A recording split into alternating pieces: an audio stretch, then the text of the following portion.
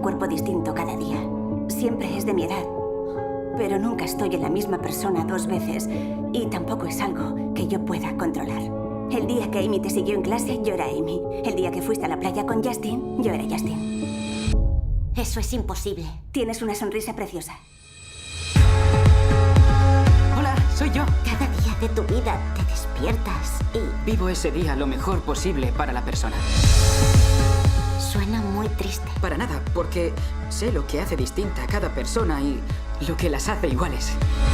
¿Por qué estás haciendo esto? El día que nos conocimos sentí algo que no había sentido nunca y no quiero renunciar a ello. Qué orgullosa estoy de ti. Oh, gracias. Estoy enamorada de alguien que se despierta cada día en un cuerpo distinto.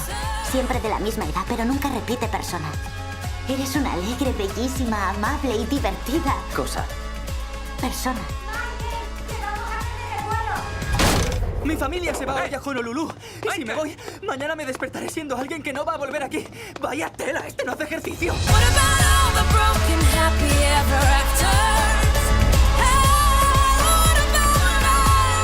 Me tengo que ir. ¡Para! ¿Y ese quién es? Estoy quitándole la vida a Alexander y eso está mal. ¿A qué te refieres? Piensa en lo que pasará si seguimos juntos. Conseguiremos que funcione. Ojalá sea verdad. Pero ¿cómo será tu vida si yo soy la persona que más te importa del mundo?